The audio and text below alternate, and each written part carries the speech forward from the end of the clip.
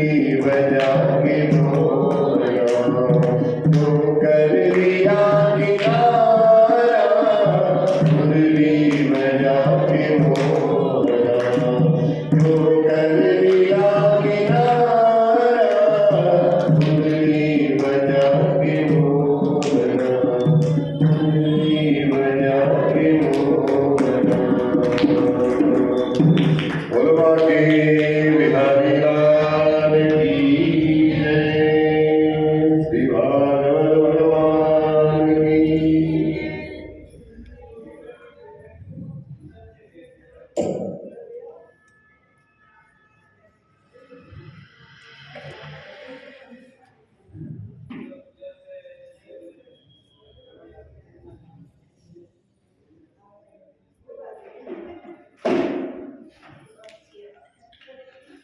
यं प्रव्रजन्तमनुपेतमपेतकृत्यं द्वैपायनो विरहकातरया जुहाव पुत्रेति तन्मयतयास्तरवो विनेदुं स्तं सर्वभूतहृदयं मुनिमानतोऽस्मि। कल की कथा में भगवान ने अघासुर से ब्रजवासियों की रक्षा करी और अघासुर के शरीर से जो तेज पुंज निकला वो तेज पुंज जाकर के प्रभु के श्री चरणों में समाहित हो गया। परीक्षित कहते हैं अघासुर का उद्धार भी प्रभु ने कर दिया। तो सुखदेव जी कहते हैं इसमें कोई संदेह वाली बात नहीं है। जो भगवान का नाम लेकर के मरते हैं, इस शरीर को त्यागते हैं, उनकी जब मुक्ति हो जाती है तो जिसको अपने पेट में प्रभु को बैठा करके जिसने प्राण त्यागे हो तो उसकी मुक्ति में संदेह की क्या बात रह जाएगी। तो इस प्रकार अघासुर का प्रभु ने उद्धार किया। अघासुर के अब 1 वर्ष तक अघासुर के पेट में ही सारे ब्रजवासी भगवान के साथ रहे। ठीक 1 वर्ष बाद घर आकर के मैया से कहा, मैया तेरे कन्हैया ने आज अघासुर को मार दियो। परीक्षित चौंके सुखदेव जी के मुंह से ऐसा सुनकर के। परीक्षित कहने लगे, प्रभु ये घटना 1 वर्ष बाद ब्रजवासियों ने मैया को क्यों बताया? सुखदेव जी कहते हैं, परीक्षित बहुत अच्छा प्रश्न आपने किया। आपके मन में भगवान के प्रति जो प्रीति है, जो प्रसन्नता है, जो प्रेम है, उसको देख करके मैं आपसे कोई रहस्य छुपा नहीं सकता। सारा रहस्य मैं आपको बताऊंगा। ग्वाले जब गैया चराने के लिए जाते हैं तब अपना कलेवर मतलब भोजन, नाश्ता जो भी बोलो, साथ में लेकर के चलते हैं गैया चराने के लिए। सवेरे से शाम तक जब जाते हैं और जो कोई अच्छा सा स्थान देखा, गायों के लिए उन्होंने स्वतंत्र छोड़ दिया।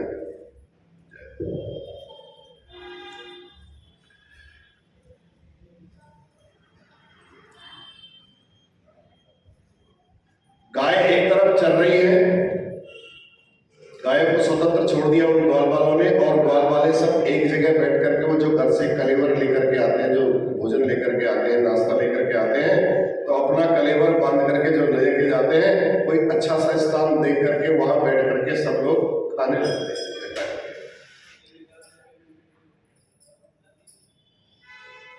तो चलने के लिए स्वतंत्र छोड़ देते हैं और शाखाओं पर, पेड़ की शाखाओं पर कहीं उसको लटका करके। तो जब ब्रजवासी अघासुर के पेट में चले गए तो उसके दाढ़ ही इतने लंबे थे, वही टांग दिया ब्रजवासियों, इतने लंबे दाढ़ थे। तो बताते हैं, सुखदेव जी कहते हैं, जब अघासुर के मुंह से बाहर निकले तो आज कन्हैया से कहते हैं, लाला तेरी कृपा से आज हम बच गए, नहीं तो हमारा ये जो नाश्ता था, ये नाश्ता भी चले गया होता। देखो 1 साल तक रहे, प्रभु का कैसा आशीर्वाद होगा, प्रभु की कैसी कृपा होगी। वो नाश्ता भी जीव का क्यों रहा नहीं तो वैसे का वैसे। सबने अपना अपना कलेवर उतारा, अपना जो भोजन लेकर के आए थे, और ब्रजवासी अघासुर के मुख में जो कलेवर रखा हुआ था, सारा कलेवर, अगर भगवान की कृपा नहीं होती तो इतना विषाक्त था वो, इतना विषैला था वो अघासुर, सारा कलेवर भी विषैला हो जाता। तो सबने उतारा और कन्हैया से बोले चलो कन्हैया अब यमुना के तट पर बैठ करके हम भोजन करते हैं। प्रश्न को याद रखना, परीक्षित जी ने क्या प्रश्न पूछा था सुखदेव जी से?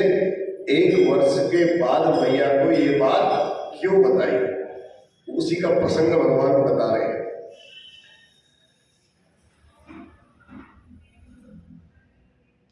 अब जब यमुना जी के तट पर, यमुना जी की सुंदर सुंदर कोमल कोमल बालू के ऊपर भगवान विराजमान हो गए और ब्रजवासी चारों तरफ से उनको घोल करके गोल चक्र बनाया और एक छोटा, दूसरा, फिर बड़ा, तीसरा उससे बड़ा, ऐसे सब सखाओं का जो रासमंडल है, एक तरफ भगवान मुख करते हैं तो दूसरा पीछे से खींचता है, कान्हा जी मेरी तरफ करो।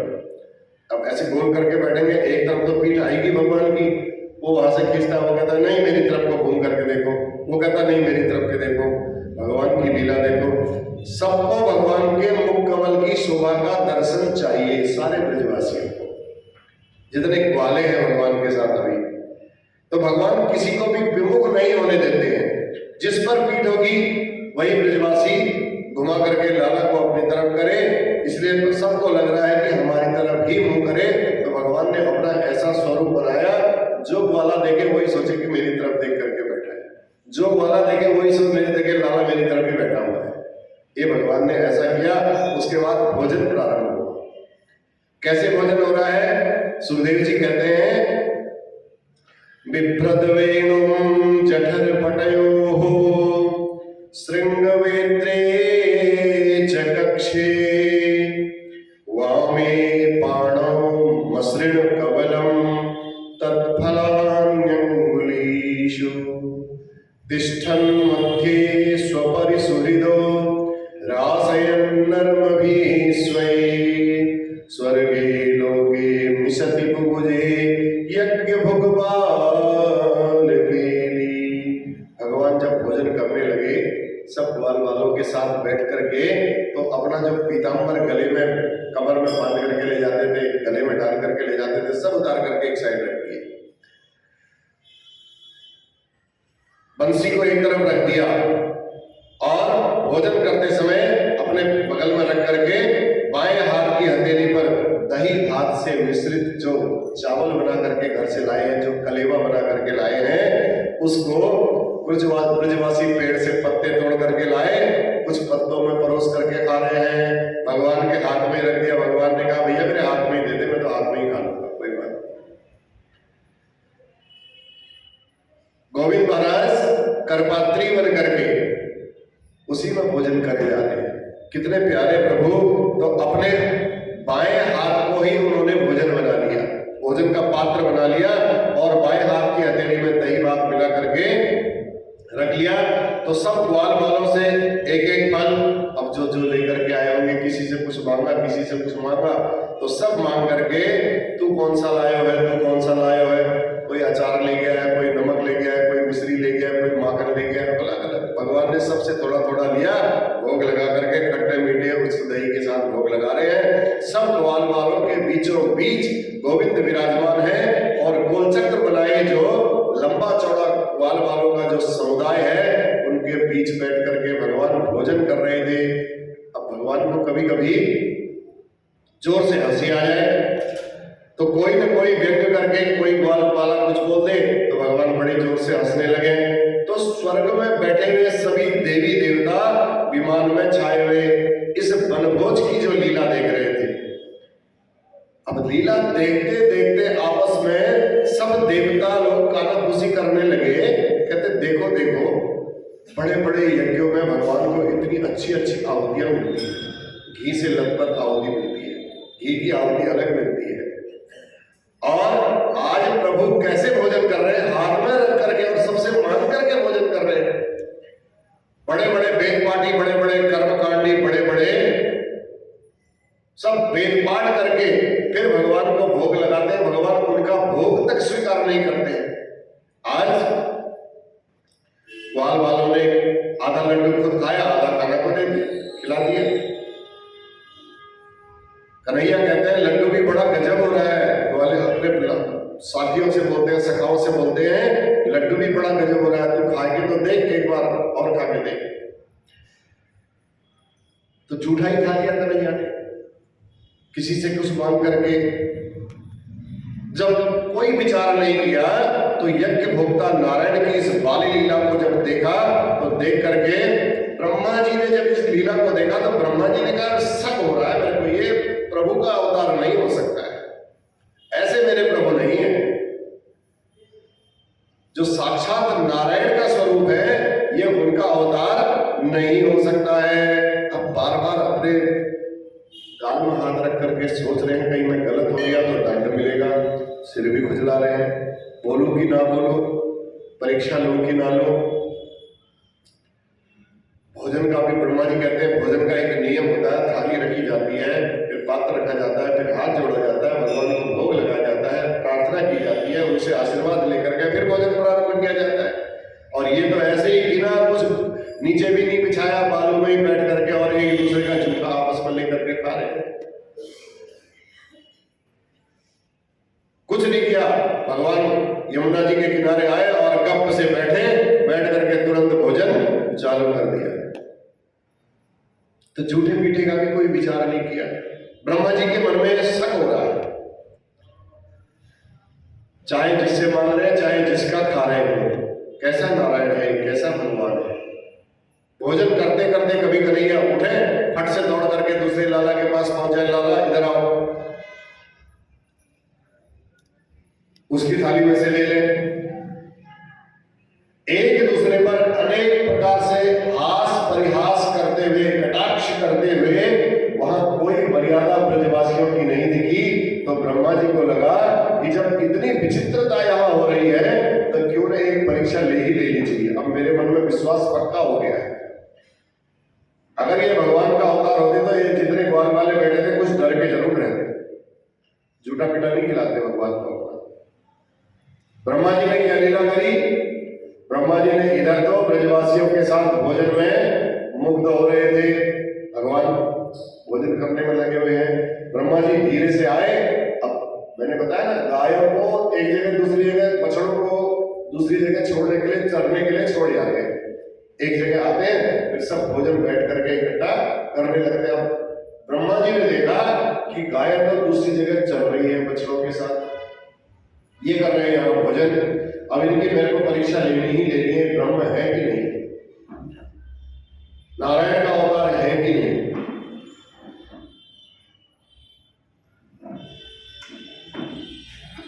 ब्रह्मा जी धीरे से आए, सारे बछड़ों को चुरा करके ब्रह्मलोक को ले गए अपने साथ। सब जितने बछड़े थे सब बछड़ों को उठा करके ले गए। अब ब्रजवासी भोजन कर रहे थे, भोजन करते करते, हंसी करते करते, मजाक करते करते बहुत देर हो गई।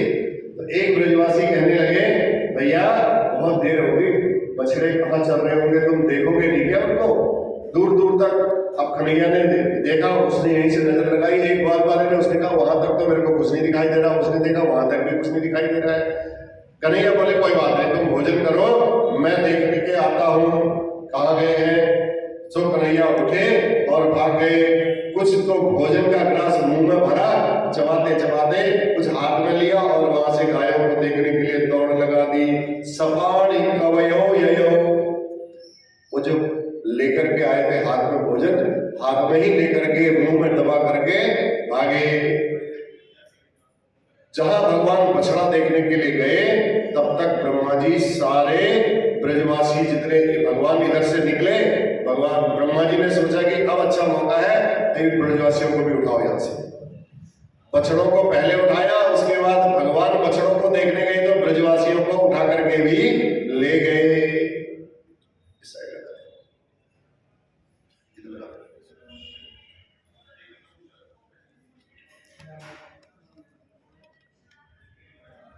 सपाणी कवयो ययो, जब दूर दूर तक जंगल में भगवान देखते देखते थक गए, एक भी बछड़ा नजर नहीं आया, तो प्रभु ने सोचा कि भैया कोई गायब होता, कोई एक आध छूट जाता तो समझ में बात आती, कुछ तो दिखता, एक आध तो दिखते। इतने हजारों गैयों में एक गैया नहीं दिख रही है, एक बछड़ा नहीं दिख रहा है, सबके सब कहां गायब हो गए। लौट करके भगवान यमुना तट पर आए। अरे भगवान ने देखा यहाँ तो ब्रजवासी भी गायब हो गए सारे, ये बड़ी अजब लीला हो गई।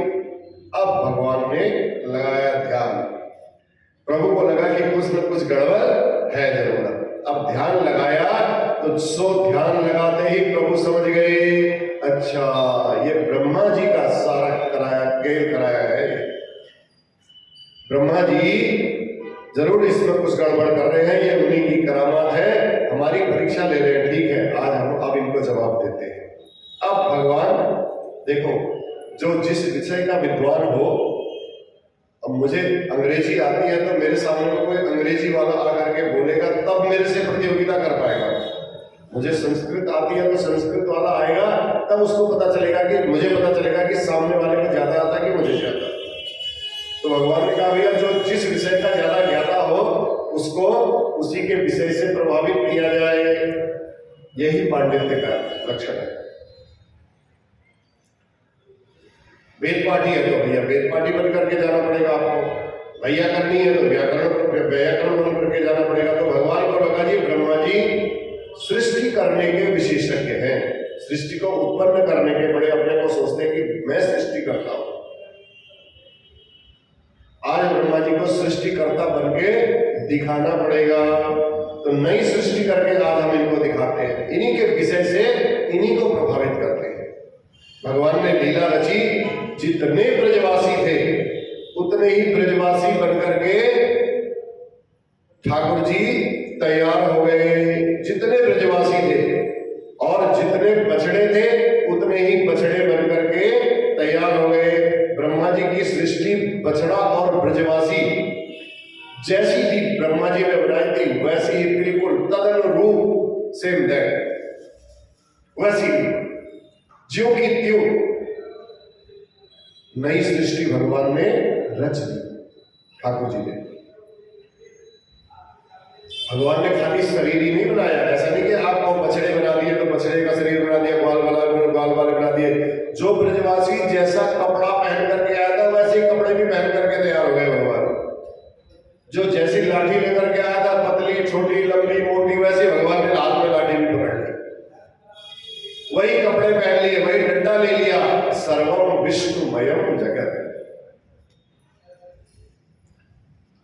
आज भगवान सब कुछ बन गए। यावत वत्स पवत्स काल, यावत वत्स पवत्स काल पकवपुर, यावत करांग्यादिकम, यावत यष्टि विषाण वेणु दलशिर, यावत विभू सांबरम, यावत शील गुणाभिधाकृति वयो, यावत विहारादिकम, सर्वं विष्णुमयं गिरोंगवद सर्वस्वरूपो बभौ। खाली भगवान शरीर बना लेते तो कपड़े नहीं बना सकते थे। ब्रह्मा जी की सृष्टि कोई कपड़े की थोड़ी है, ब्रह्मा जी की सृष्टि तो खाली पंचभौतिक शरीर की है। भगवान कपड़े भी बन गए, वस्त्रावतार हो गया भगवान का। द्रौपदी का चीरहरण हुआ तो भगवान का वस्त्रावतार हुआ था।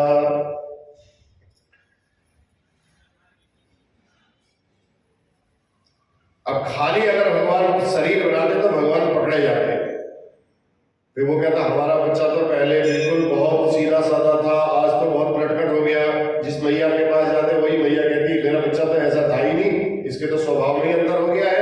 भगवान ने स्वभाव भी वैसा ही बना दिया, अवस्था भी वैसी बना दी, उसकी विचारधारा, उसकी प्रकृति, उसका स्वभाव जो जैसा था, जो जैसा सोचता था, उसकी सोच भी वैसी बन गई भगवान।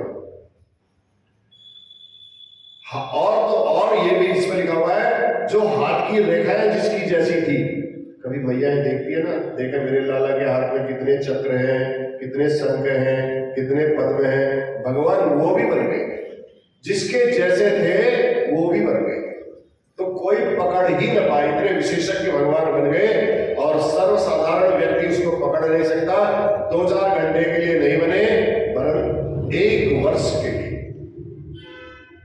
भगवान ने 1 वर्ष तक ब्रजवासी और बछड़े बने रहे। भगवान अपने घर भी जा रहे हैं और वन में भी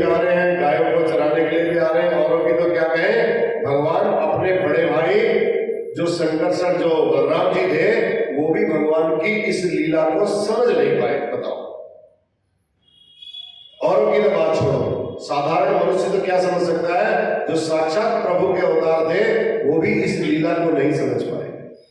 बलराम जी जब सब नहीं समझ पाए, औरों की बात क्या कहनी है, तो 1 साल के बाद बलराम जी की समझ में ये बात आई। जैसी बलराम जी की समझ में बात आई, वह भी कब आई, जब मैया ने आदेश दिया भैया बछड़ा चराने, बलराम जी को कहा देख लाला बछड़ा चराने के लिए ज्यादा दूर तक मत जाना।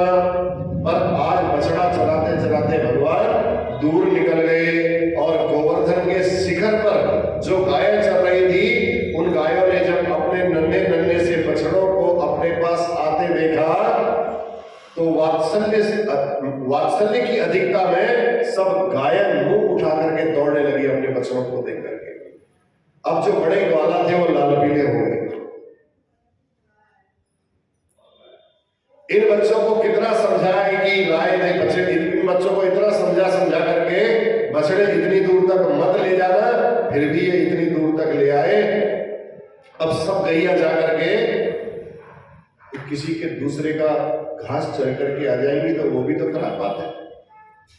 मैया कहती है ऐसा हो गया तो सब जितने ग्वाल वाले थे सब डंडा लेकर के दौड़े और इन बच्चों की खबर लेते हैं। तो गाय मुंह उठा करके जब लाल पीले हुए ग्वाले डंडा लेकर के दौड़े, उनके पीछे दौड़ रहे हैं, तो गायों ने बड़े बड़े बछड़ों को भी दूध पिलाना प्रारंभ कर दिया। प्रभु की ऐसी लीला, छोटे बछड़े तो दूध पीते ही पीते थे, आज प्रभु की ऐसी लीला हुई जो बड़े बड़े बछड़े थे वो भी गायों का दूध पी रहे हैं। जब बलराम जी ने ये विचित्र स्थिति देखी, बलराम जी ने कहा ये तो कोई बात है, जरूर छोटे छोटे बछड़े को गाय का दूध पीते थे, लेकिन आज ये विचित्र स्थिति हो रही है, बड़े बड़े जो बछड़े गाय का दूध पी रहे हैं। इतना प्रेम हमने आज तक गायों में भी कभी नहीं देखा। गायों ने जहां एक झलक अपने बछड़े की देखी तो पहाड़ से बिना मार्ग देखे एकदम दौड़ पड़ी। और ब्रजवासी क्रोध में भरे कह रहे हैं कि इन बच्चों को अभी देखते हैं। और जब अपने बच्चों को देखा तो डंडा फेंककर सबको गोद में खिलाने लगे। क्रोध में आए ब्रजवासी, गायों को भगाने के चक्कर में ग्वाल वालों को भी पिटाई करेंगे, लेकिन है तो सब प्रभु ना, प्रभु अपनी लीला फैलाए हुए बैठे थे। जैसे ही उन ग्वाल वालों के पास आए सबका क्रोध शांत हो गया और प्यार दुलार देने लगे। आजकल ऐसा लग रहा है जैसे वृंदावन में प्रेम की बाढ़ आ गई। तब दाऊ जी ने कहा बात तो कोई विशेष है। अब दाऊ जी ने ध्यान लगाया। दाऊ जी ने कहा कन्हैया भी मेरे को बताता नहीं है, कभी कभी गड़बड़ करता है। ध्यान लगाया, दिव्य दृष्टि से ध्यान लगा करके देखा कि आजकल इतना प्रेम वृंदावन में क्यों बढ़ रहा है। जिसका ध्यान करें, अब एक ग्वाल वाले को देख रहे हैं उसका ध्यान कर रहे हैं तो उसमें भी कन्हैया दिखाई दे रहा है। दूसरे ग्वाल वाले का ध्यान कर रहे हैं उसको ध्यान करते हैं उसमें भी कन्हैया दिखाई दे रहा है। जितने करें उनमें कन्हैया। अब दाऊ जी की संख्या और बढ़ गई। पहले अपनी दिव्य दृष्टि से मैं किसी को देखता था, किसी में कोई पूर्व जन्म का संत महात्मा दिखता था, किसी में कुछ दिखता था, किसी में कुछ दिखता था।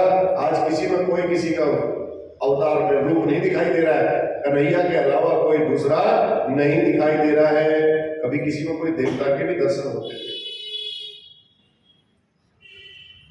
आज सब में एक कन्हैया के ही दर्शन क्यों नजर आ रहे हैं। एकांत में कन्हैया का हाथ पकड़ा, कान्हा का हाथ पकड़ करके दाऊ जी पास आकर के बोले भैया कन्हैया ये क्या लीला है। चुपचाप बुलाया आगे, ये क्या लीला है, कुछ समझ में नहीं आया। नैते सुरेशा विषयो न चैते त्वमेव भासी सभिदाश्रयेपि। अरे कन्हैया, इनमें न तो आज कोई देवता नजर आता है, न कोई इनमें ऋषि। इतने ग्वाल वाले हैं, इन ग्वाल वालों में ध्यान लगा के देख रहा हूं कोई ऋषि मुनि भी नजर नहीं आ रहा है। मुझे सब में तुम ही तुम क्यों दिखाई दे रहे हो, ये क्या चक्कर है। तब गोविंद मुस्कुरा करके बोले दाऊ भैया 1 साल में सब मैं ही बनो घूम रहे हो, पूरे साल भर से मैं ही इनमें सब में ग्वाल वाला बन करके, गायों बछड़े बन करके सब सब मैं ही घूम रहा हूँ। दाऊ जी ने पूछा इसका क्या मतलब भैया, समझ में नहीं आई, सब ब्रजवासी और बछड़े कहाँ गए थे जब तुम ही हो? तो भगवान बोले सब ब्रह्मलोक में ब्रह्मा जी यहाँ से चुरा करके ले गए, वहां आराम कर रहे हैं। तब दाऊ जी को आज कृष्ण भगवान ने पूरा रहस्य समझाया कि ब्रज जो ग्वाल वाले थे और जो बछड़े थे उनको ब्रह्मा जी यहाँ से क्यों चुरा करके ले गए। तब दाऊ जी ने कहा भैया गजब हो गया, साल भर होने को आया है और हमें इस बात का पता ही नहीं। तो सोचिए जब बलराम जी को इस बात का पता नहीं चला तो अन्य सर्वसाधारण आदमी कैसे, वहां ब्रज की ललनाएं, ब्रज की गोपिकाएं कैसे समझ पाती है बात को। जो बछड़े थे वो बड़े बड़े हो गए, घास खाने लगे थे, भूसा खाने लगे थे। जो गायें थी वो जो उनको फिर दूध पिलाना बंद कर देती है। पर आजकल गायों ने एक काम हो रखा है, जब बछड़े बड़े हो जाते तो गाय दूध पिलाना बंद कर देती। लेकिन कान्हा जी जब से बछड़े और गोपी को ग्वाल वाले बने हैं तब से बछड़े बड़े हो गए साल भर तक, लेकिन अपनी माँ का दूध पीना नहीं छोड़ रहे हैं। इसी को देख करके बलराम जी ने ध्यान लगाना प्रारंभ किया। ऐसी विचित्र स्थिति देख करके दाऊ जी को आज बात समझ में आ गई। चलो उधर ब्रह्मा जी को लगा कि भैया अब तो 1 साल हो गया है, जा देखो नीचे जाकर के क्या हाल है, कैसे परमात्मा है, इन्होंने क्या लीला रची है। ब्रह्मा जी वृंदावन में आए, जब आए तो देखा उन्होंने वही ब्रजवासी जो ऊपर बैठे थे, जिनको ऊपर बैठा करके आए थे यहीं बैठे रहना, मैं नीचे जा रहा हूं देखने के लिए, और वही बछड़े बिल्कुल वैसे ही कन्हैया और वही उनके ग्वाल बालों के साथ खाने पीने का ढंग। ब्रह्मा जी के तो 4 मुख है, ब्रह्मा जी के एक सिर चक्र नहीं खाया ब्रह्मा जी का, 4 सिर चक्रा गए ब्रह्मा जी के। ये क्या हो गया? जो मैं ऊपर छोड़ करके आया हूं वही मैं बिल्कुल यहां देख रहा हूं। जो गोप में वहां छोड़ करके आया वही गोप यहां, जो बछड़े में वहां छोड़ करके आए वही बछड़े यहां। अब ब्रह्मा जी बड़े परेशान, तो कहा अभी मैं ब्रह्मलोक में सुला करके आया तो ये ऊपर से नीचे कैसे आ सकते हैं बिना मेरी आज्ञा के। फिर ब्रह्मा जी ने लगाई ऊपर रेस, अब देखो कहीं भाग तो नहीं आए, भगवान ने कोई ऐसी लीला तो नहीं कर दी। देखा तो वहां गोप और बछड़े सब सोए पड़े हैं, जैसे छोड़ के आए थे, सब खेलते नजर आ रहे हैं। अब ब्रह्मा जी के भैया फिर चारों सिरों में फिर एक बार सिरदर्द होने लगा कि ये क्या हो रहा है, इनमें असली कौन है? जो नीचे है वो असली है, जो ऊपर ब्रह्मलोक में है वो असली है। अब ब्रह्मा जी कंफ्यूज हो गए। सत्या के कतरे नेतु ज्ञातम निस्ते कथन जनो। ओहो, ब्रह्मा जी कहते हैं कि आज मैं समझ गया, ये चमत्कार भगवान नारायण के अतिरिक्त कोई और दूसरा नहीं दिखा सकता है। बोल लक्ष्मी नारायण भगवान की। इसका मतलब है श्री कृष्ण साक्षात नारायण के अवतार हैं। मेरे से तो बड़ी गलती हो गई, अब क्या हो, गलती करके डर तो लगता ही है। अरे राम राम राम, मैंने अपने परम पिता परमात्मा की परीक्षा ले ली। बड़े लोग तो छोटों की परीक्षा लेते हैं, गुरु शिष्य की परीक्षा ले सकता है, पिता पुत्र की परीक्षा ले सकता है, माँ बेटे की परीक्षा ले सकती है, लेकिन नियम अनुसार बड़े छोटे लोग बड़े लोगों की कभी उन्होंने परीक्षा नहीं लेनी चाहिए। जिसका जो अधिकार है, आज मैंने प्रभु की परीक्षा ले ली है, अब मुझे माफी मांगनी चाहिए, बहुत बड़ी गलती हो गई। परमात्मा के विषय में आप जिज्ञासा तो कर सकते हो। देखो, जिज्ञासा और परीक्षा में बड़ा अंतर है। भाई भगवान ऐसे थे, जैसे परीक्षित जी पूछ रहे हैं सुखदेव जी को, जिज्ञासा कर रहे हैं, शंका भी कर रहे हैं। जैसे भगवान ने बोला, सुखदेव जी ने बोला कि 1 वर्ष तक अगासुर के मुंह में रहे, परीक्षित के अंदर जिज्ञासा भी, महाराज वो लीला कौन सी थी जो 1 वर्ष तक अगासुर के मुंह में रहे? परीक्षित कहते ऐसा हो ही नहीं सकता, तो गलत हो जाता, तो शंका हो जाती। तो भगवान जिज्ञासा का विषय है, भगवान परीक्षा का विषय नहीं है, याद रखना इस बात को। भगवान भगवती सती ने भी परीक्षा ली भगवान की। राम जी को देखा कि अपनी पत्नी के वियोग में पीछे पीछे डोल रहे हैं, रो रहे हैं, वृक्षों से पूछ रहे हैं, ऐसा कैसा परमात्मा हो सकता है? क्या परिणाम हुआ उसका? रावण ने परीक्षा ली, उसका क्या परिणाम निकला? तो इसलिए स्वयं परीक्षा लेने वाले ही जो प्रभु की परीक्षा लेते हैं वो स्वयं चक्कर में पड़ जाते हैं। यथा चतुर्मुखो ब्रह्मा, हम तो एक मुख वाले हैं, ब्रह्मा जी तो 4 मुख वाले थे, वो भी चक्कर में पड़ गए। तुरंत सारे बछड़े, ब्रह्मा जी ने जब ये लीला देखी, प्रभु समझ गए, तो तुरंत सारे बछड़े ब्रजवासियों को वापस किए।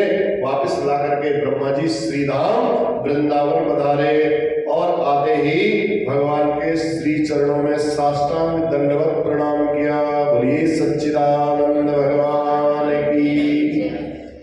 अब असली ब्रजवासियों को और बछड़ों को आता देख भगवान ने, जो अपने नकली बनाए हुए थे, देखा भगवान ने आज मेरे ग्वाले और मेरे वो और मेरे बछड़े वापस आ रहे हैं, तो अपनी माया को अपने अंदर ही समेट लिया। साष्टांग दंडवत प्रणाम किया ब्रह्मा जी ने। ब्रह्मा जी चरणों में पड़ गए। जब ब्रजवासियों ने देखा तो बोले, अरे कन्हैया, ये चौमुआ कौन आयो? कौन आएगा? चौमुआ आए, 4 मुंह वाला। चौमुआ में 4 मुंह वाला। तब से उस क्षेत्र का नाम चौमुआ पड़ गया है। वहां एक क्षेत्र है चौमुआ।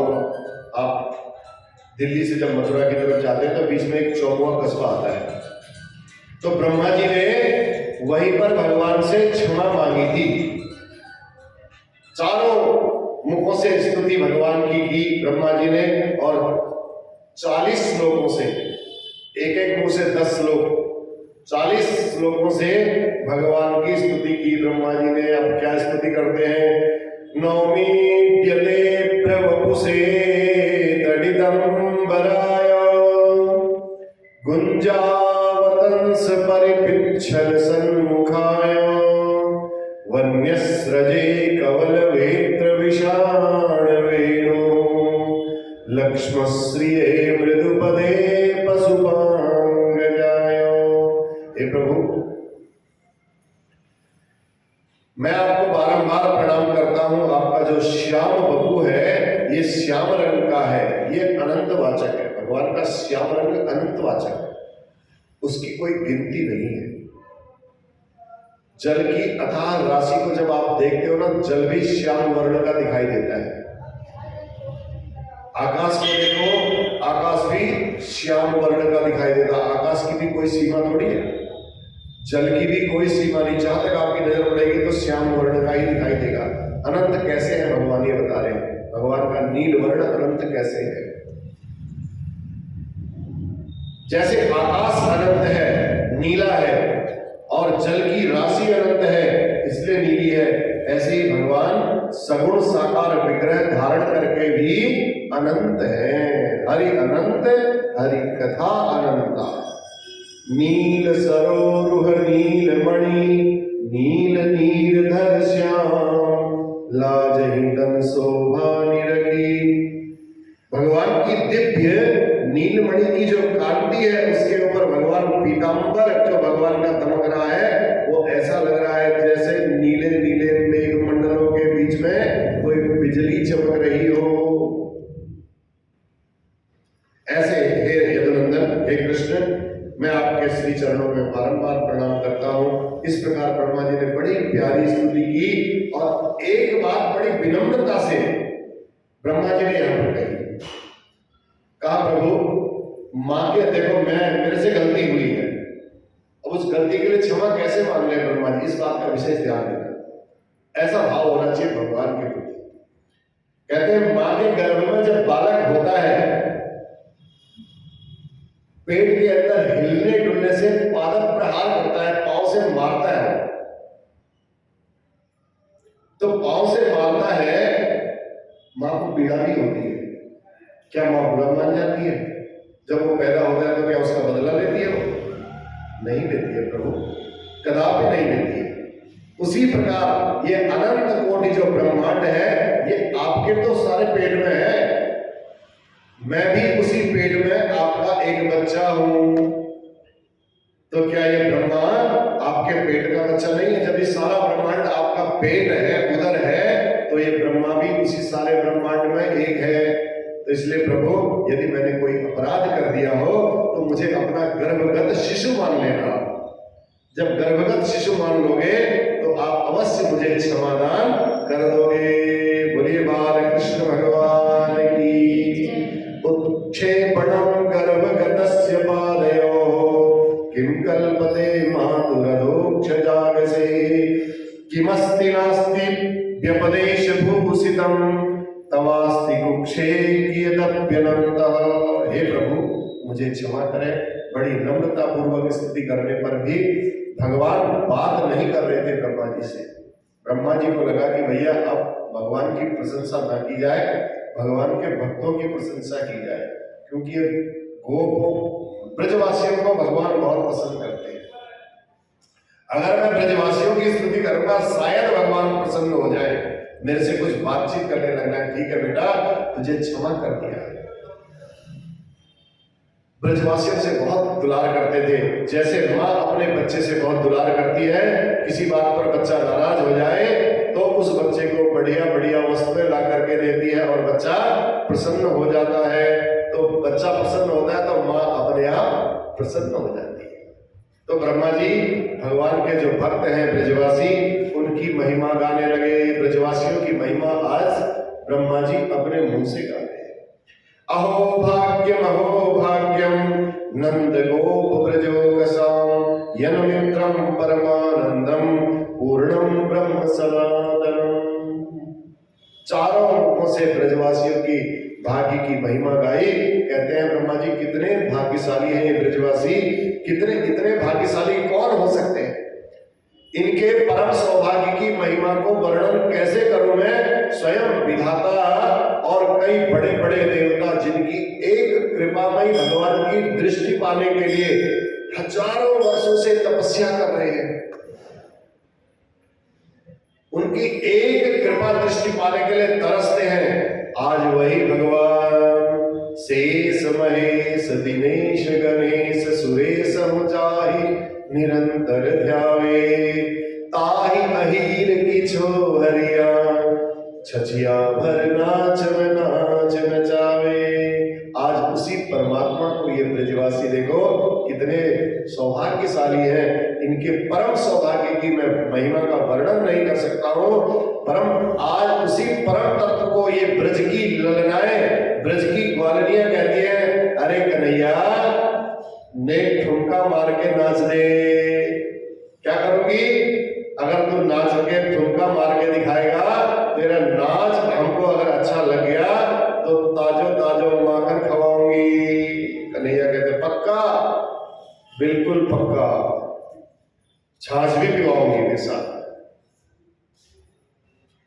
तो भगवान तनिक गोपियों की छाछ के लिए, उस मक्खन के लिए ठुमका मार करके उनको नाच दिखा देते हैं और कहते हैं देखो नाच पसंद आएगा तो पिलाना पड़ेगा, बात पक्की करो पहले।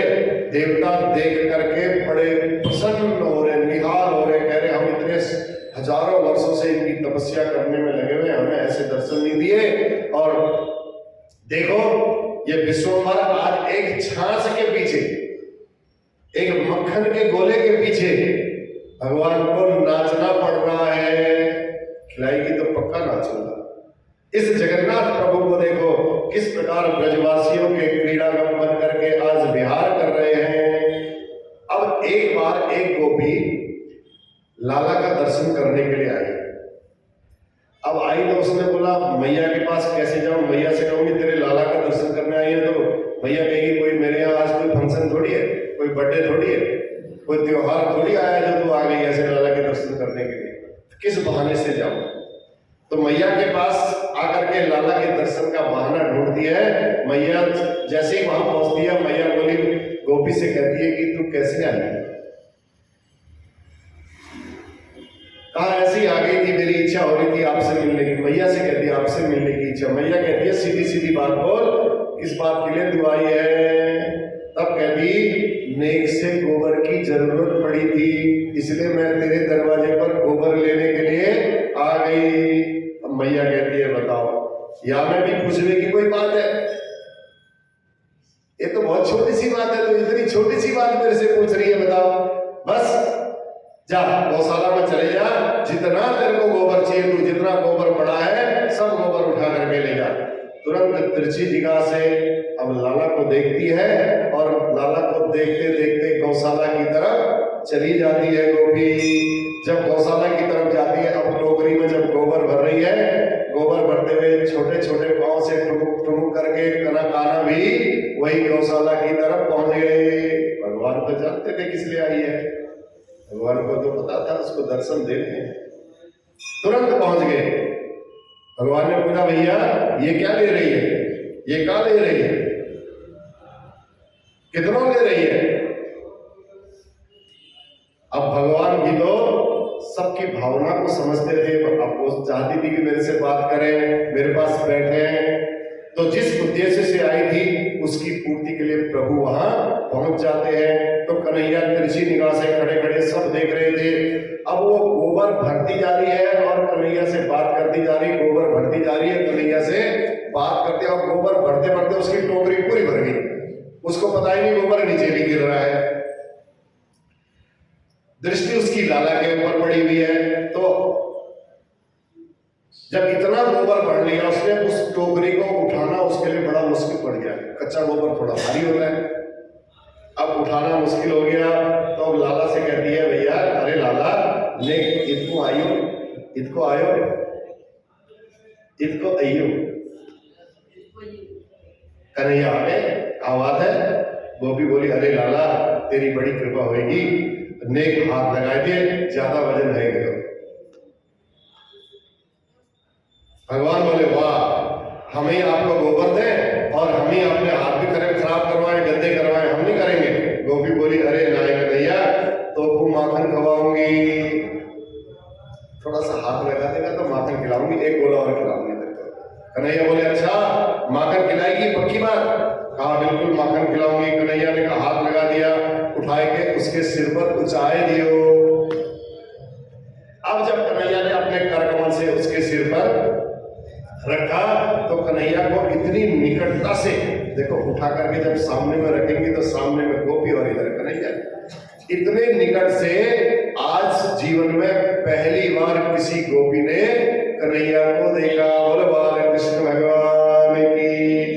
उस दिव्य माधुर्य मूर्ति को अपने हृदयंगम करती हुई गोपी इतनी विमुक्त हो गई, दौड़ी दौड़ी घर गई। घर जाकर के तुरंत पलटा, वो उसने टोकरी को पलटा, फिर लेने के लिए भाग करके आ गई गोबर लेने के लिए। एक बार और ले जाओ। तो मैया बोली, बाबरी बार बार मत पूछ, मैंने तेरे को पहले ही बोल दिया, एक बार तेरे को जितना गोबर चाहिए तू गोबर उठा करके ले जा, जितनी जरूरत है तेरे को तो उतना गोबर यहां से ले जा। अब ये गोबर के बारे में भी कोई पूछने की बात है बार बार। फिर भरने लगी। अब भरने लगी तो कान्हा जी पहुंच गए, वहां ठाकुर जी खड़े हो गए सामने में। अब ज्यादा भर गया, फिर बुलाया, कहा लाला एक बार और चाय दिया। कन्हैया बोले, सुन हिसाब पक्को पक्को होना चाहिए, ऐसे कच्चा तो कह रही अभी खिलाऊंगी, माखन खिलाऊंगी, बाद में तो मुकर गई तो फिर मेरे को क्या भरोसा। कहा जितनी बार तो ऊंचाएगी उतनी बार तेरे को मैं माखन का गोला खिलाऊंगी। लाला से कहेंगे कि लाला कहे पक्की बात? कहा हाँ पक्की बात। तो कन्हैया बोले, भैया तो फिर बता पतो कैसे चलेगा, कैसे पता चलेगा कि तू मेरे को जितनी बार मैंने उठाया मुझे तो याद रहेगा नहीं, गिनती आती नहीं, और तू भी बार बार भूल जाएगी कितनी बार गई। तो कहती है जितनी बार मैं उठाऊंगी ना उतनी बार तेरे को गोबर का टीका लगाते जाऊंगी। कन्हैया को जितनी बार टोकरी उठाई उतनी बार गोबर का टीका उसके मुंह में लगा दिया। ऐसी अनेकों बार जब उसका टीका लगा दिया तो कान्हा जी के चेहरे में अब कोई जगह ही नहीं बची कि टीका कहां लगा है, सारा मुंह गोबर से भर दिया। इतने गोबर के टीके लगे, जब मुंह गोबर से भर गया कोई जगह शेष नहीं रहा, अब जहां कहीं टीका लगाया जाए।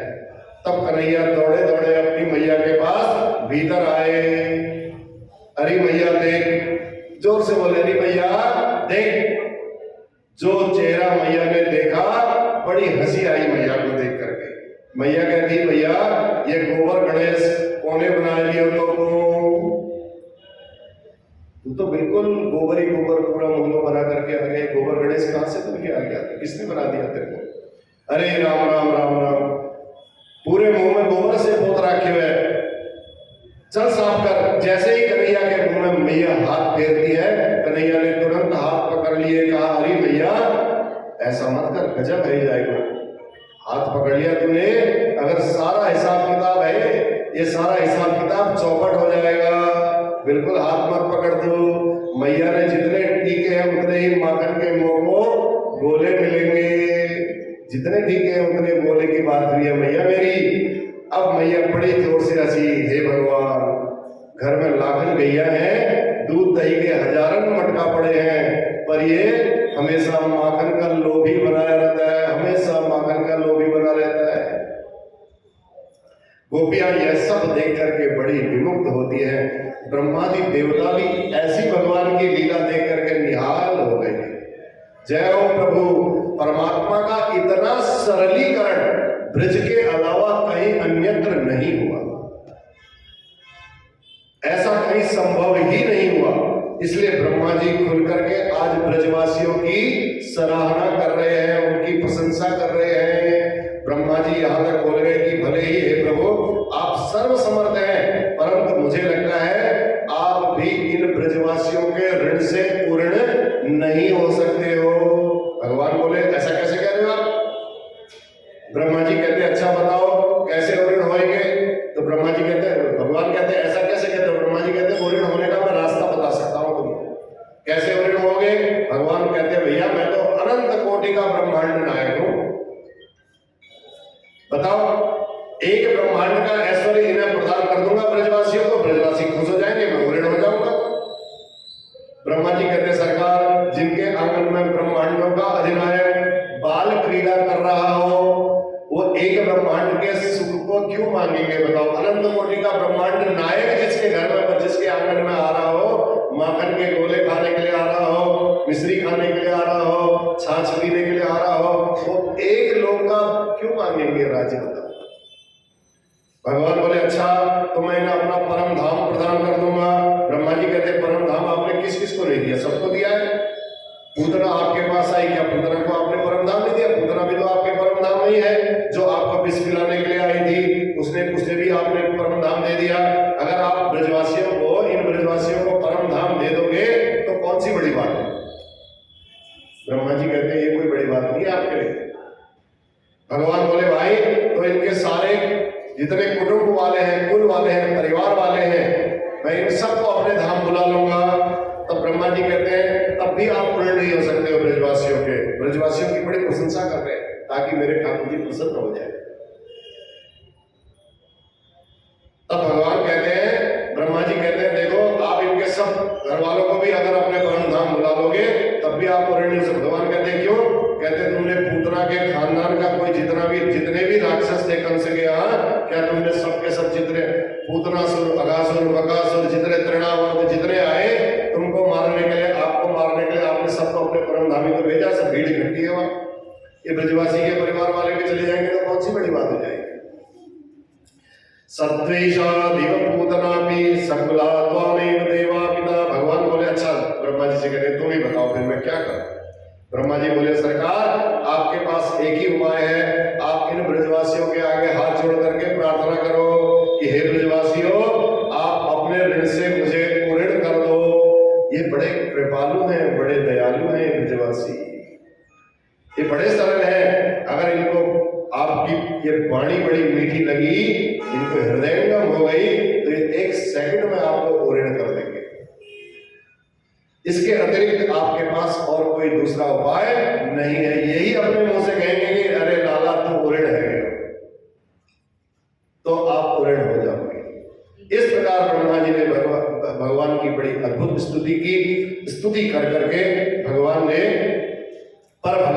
कोई बात ठीक से नहीं की। अंत तो गत्वा 3 बार ब्रह्मा जी ने भगवान को प्रणाम किया, फिर भगवान जी की विधिवत परिक्रमा की और अपने धाम को प्रस्थान किया। तब ब्रह्मा जी स्तुति करके, ब्रह्मा जी के जाते ही असली ब्रजवासियों के साथ आज 1 वर्ष बाद भगवान घर लौटे। तो घर आते ही ब्रजवासी बोले अरे मैया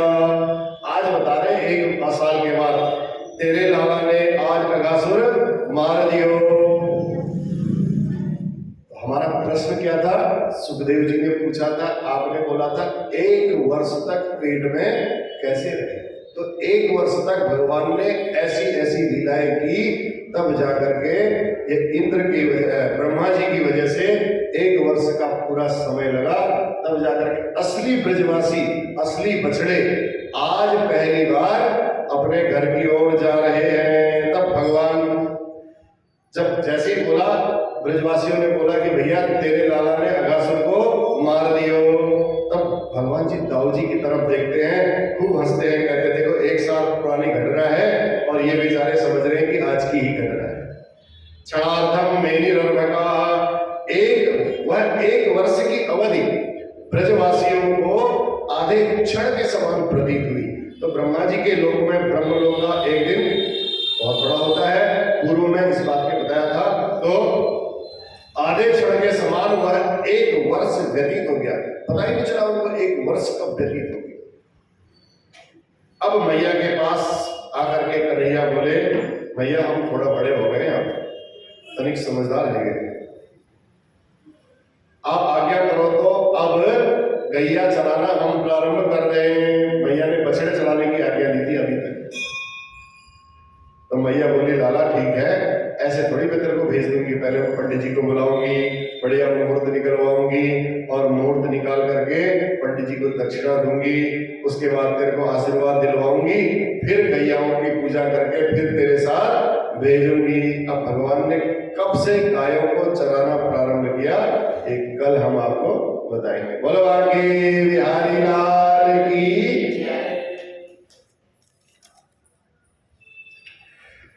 जय जय नारायण नारायण हरि हरि, भजो नारायण नारायण हरि हरि, तेरी लीला सबसे न्यारी न्यारी हरि हरि। जय जय नारायण नारायण हरि हरि, प्रभु नारायण नारायण हरि हरि।